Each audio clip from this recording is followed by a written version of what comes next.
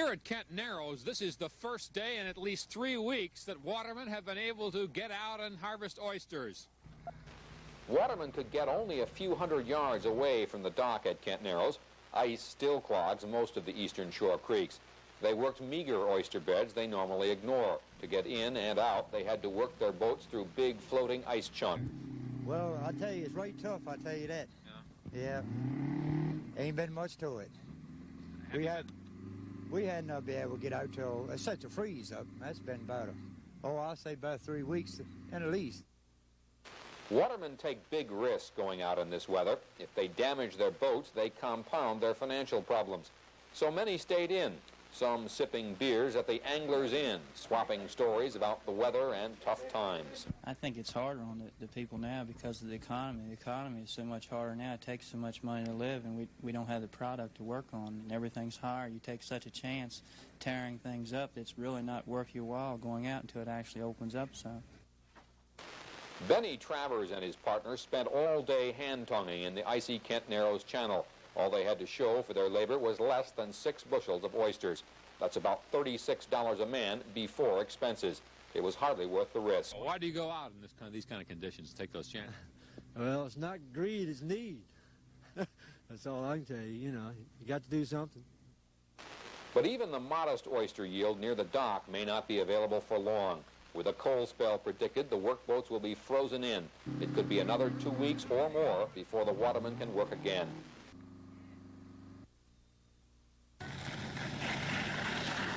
If you got up this morning, listened to the sounds of winter as your neighbors tried to drive anywhere,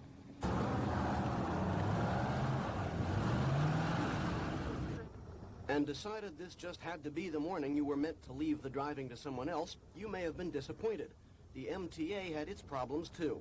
Some few buses got stuck or broke down, and many more simply couldn't make it up icy side streets. Most didn't try, and a bus manager told us what to expect. If they've had route service on a secondary street, they can count on it not being there right now. That's basically what it boils down to. We're not having any problems on our main routes. These are all little spurs off of lines or service in the neighborhoods. So I think if the people would just realize that service that has been on secondary streets that are not clear, and I think they can look at them and tell that we can't get into them and we can't operate safely, so we're just not doing it. This is an example of the infamous side street the buses are avoiding. The creative or desperation parking you see all over only makes navigating them harder. On the positive side, however, bus service on main streets is fine, or at least no worse than usual. If you can walk to a well-traveled route, you can ride almost anywhere. So while service has been curtailed on the extremities of the Sedonia, Minnesota, Windsor Hills, Monastery Avenue, Wildwood, Dunkirk, Gorsuch, Armistead, and Gwynn Oak Park loops, most buses are running on time on main streets. When service to the side streets will be resumed is simple to figure out, when it warms up. I'm Andrew Barth, Channel 2 News Scene, Baltimore.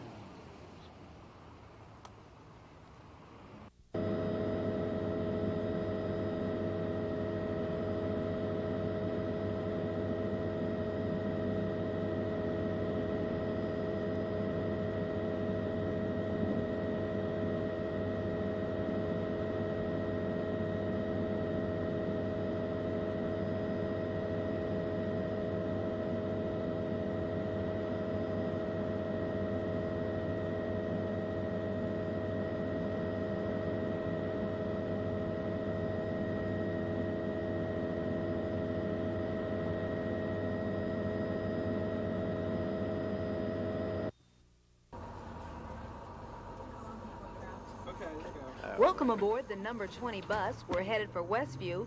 It's rush hour, and these riders who have worked hard all day now face the job of getting home. And tonight, that's quite a chore. This trip has been full of detours because the bus just can't get through certain icy side streets. Once these riders figure where they should get off, many will have a long, cold walk home.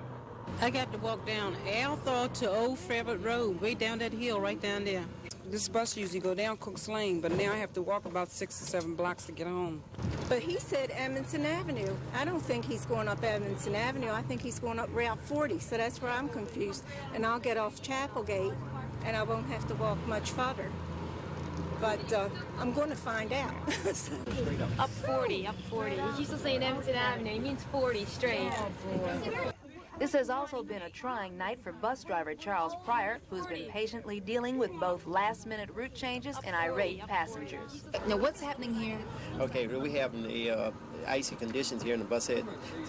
It looked like it got stuck there in one position there, and we had a slight detour. A lot of times detours are changed as, as our different operators report to other operators coming down if it's impassable.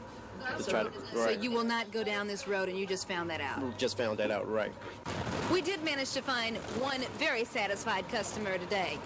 Yes, ordinarily I drive, but tonight I was able to take the bus right to the door, so I am satisfied.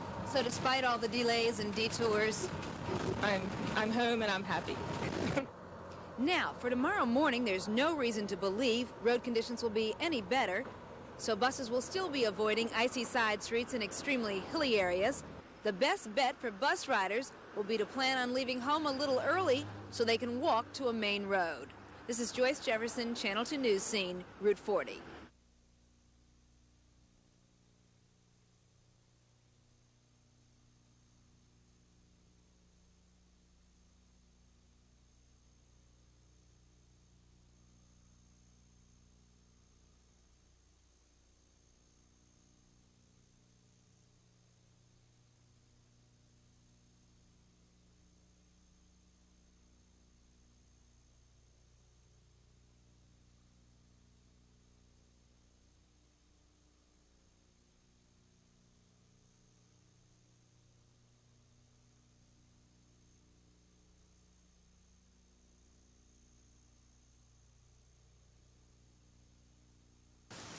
This is Ron Olson.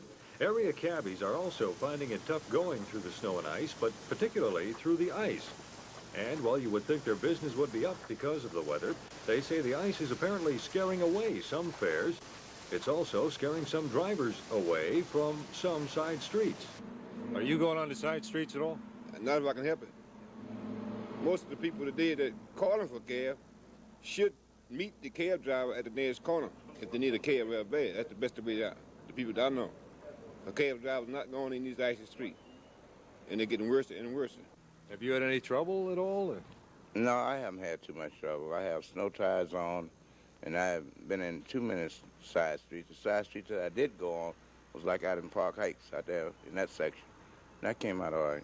All in all, it was a pretty trying night for motorists, period, leaving some cab drivers wondering if they would be able to get through to pick up their fares, leaving at least one news crew wondering if they would get back to the station to get their story on the air. Ron Olson, Channel 2 News Scene, stuck in downtown Baltimore. Once again, Mother Nature has gotten the better of the county school system. Streets already slick with ice have another inch of the white stuff to prohibit the school buses in making the rounds. And as the snow piles up, so do the days off for the children. The system had 3 days built into its schedule for snow days, but already 5 have been taken, and holidays are being dipped into. We've already scheduled the Thursday before Easter, which originally was scheduled as a holiday. We've already added a day at the end of the school year. Our next step is a second day at the end of the school year, and then if we continue to have this type of weather, we'd have to move into the so-called Energy Week in February. What do you think about not having to go to school today because of all this snow? Better than going to school. You think so? What happens to all your schoolwork? Do it at the end of the year, I guess. That's just it. You might have to spend some summer days. You going to mind that? Yeah.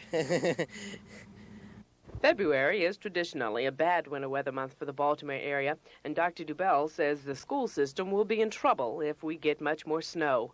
I'm Lynn Alexander, Channel 2 News Scene at Hillendale Elementary.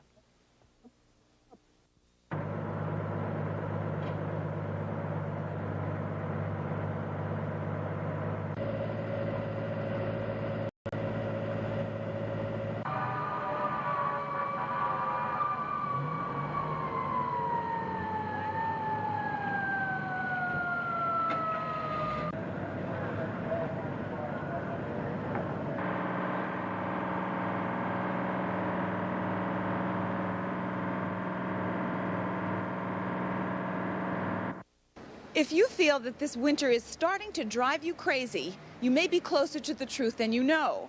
Doctors here at University of Maryland Hospital say this is the season for sensory deprivation, also known as cabin fever. Walking out onto the streets of Baltimore this winter can be a hazardous proposition, so many people are forced to stay inside, making them likely targets for cabin fever. Well, the elderly are definitely at risk for this. I'd say the young mothers who may be shut in, people who are chronically ill and really have a harder time getting around when there's ice on the ground and snow. What is the cure? The cure is additional sensory input. That is to say, reading newspapers, watching television, listening to the radio, communicating with others. Schools closed by snow mean children stuck at home with frazzled mothers, fresh out of ideas to entertain them with. The absence of normal socializing and stimulation can have a severe effect. Well, an individual can really get caught up almost in a fantasy world, reliving memories, having to call on memories for some stimulation, and have them incorrectly assessing what's going on around them, so that they may even go to the point of appearing to be or actually becoming psychotic. So don't underestimate the impact of being secluded. Read that book, call a friend, and by all means, tune in your favorite TV station. I'm Fran Fan Shell, Channel 2 News Scene, Baltimore. Still under investigation. Joyce Jefferson, Channel 2 News Scene, Baltimore.